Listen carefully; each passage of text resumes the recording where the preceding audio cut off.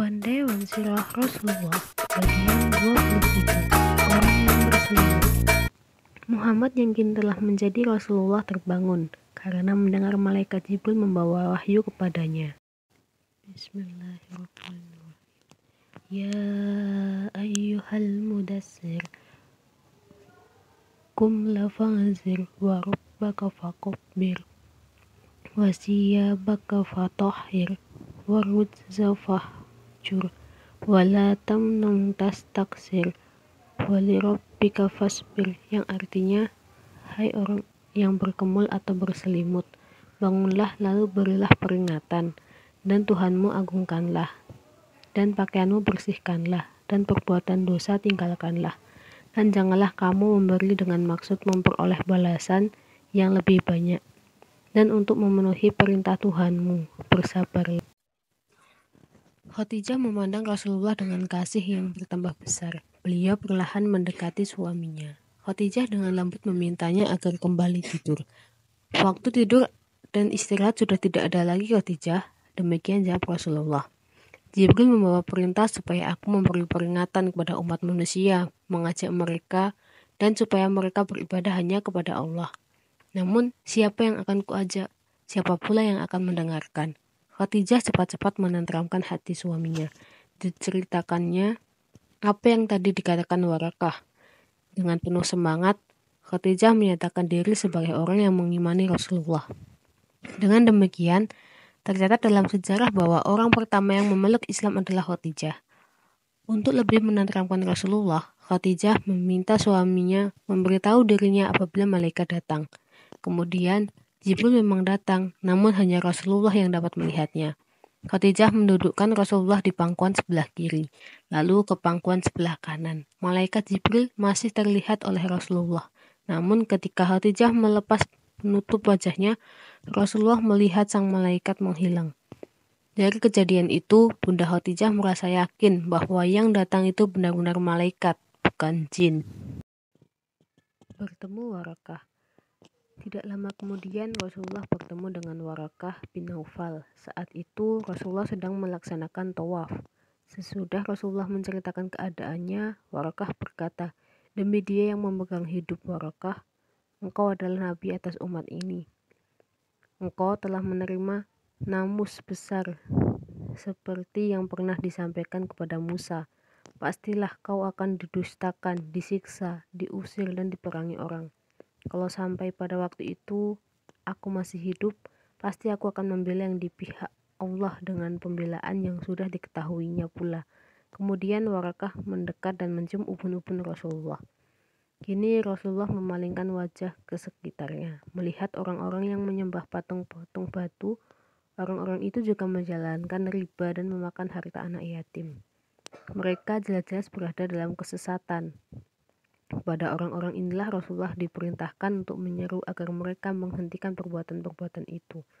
Namun, apakah mereka mau berhenti begitu saja?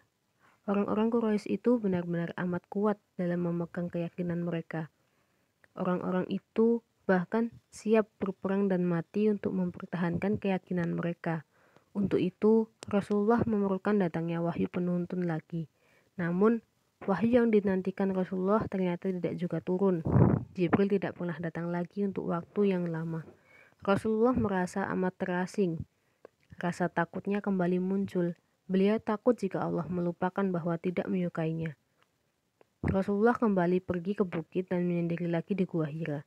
Ingin rasanya beliau membumbung tinggi dengan sepenuh jiwa, menghadap Allah dan bertanya mengapa dirinya seolah ditinggalkan. Apa gunanya hidup ini kalau harapan besar Rasulullah untuk menuntun umat ternyata menjadi kering? Rasulullah saat itu benar-benar hampir merasa putus asa.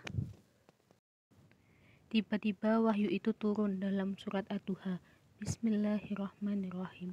Wad-duha wal-laili idza saja ma wadda'aka rabbuka wa ma khala walal akhiratu khairul laka minal ula wala sawfa yu'tika rabbuka fatarda alam yajidka yatiman fa'awa wa wajadaka ضالا فهدى ووجدك عائلا فأغنى فأما اليتيم فلا تقهر Wa amma sa'ila fala tanhar wa amma bi ni'mati rabbika fahaddis, yang artinya demi waktu matahari sepenggalan naik dan demi malam apabila telah sunyi atau gelap, Tuhanmu tiada meninggalkan kamu dan tiada pula benci kepadamu, dan sesungguhnya hari kemudian itu lebih baik bagimu daripada yang sekarang atau permulaan. Dan kelak Tuhanmu pasti memberikan karunia-Nya kepadamu, lalu hati kamu menjadi puas. Bukankah Dia mendapatimu sebagai seorang yatim, lalu Dia melindungimu, dan Dia mendapatimu sebagai seorang yang bingung, lalu Dia memberikan petunjuk, dan Dia mendapatimu sebagai seorang yang kekurangan, lalu Dia memberikan kecukupan. Sebab itu, terhadap anak yatim janganlah kamu berlaku sewenang-wenang, dan terhadap orang yang minta-minta janganlah kamu menghardiknya, dan terhadap nikmat Tuhanmu maka hendaklah kamu siarkan. Rasa cemas dan takut di hati Rasulullah kini hilang sudah. Betapa damainya firman Allah itu terasa di hati beliau.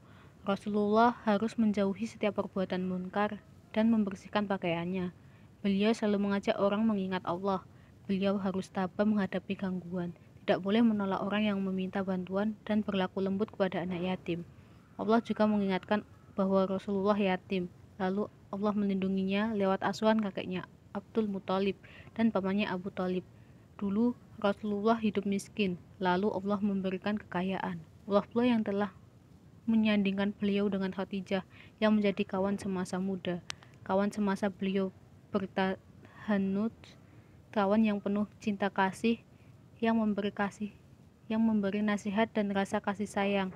Allah telah mendapati Rasulullah tidak tahu jalan, lalu diberikannya beliau petunjuk kenabian. Cukuplah semua itu, hendaklah mulai sekarang Rasulullah mengajak orang kepada kebenaran sedapat mungkin, sekuat mungkin.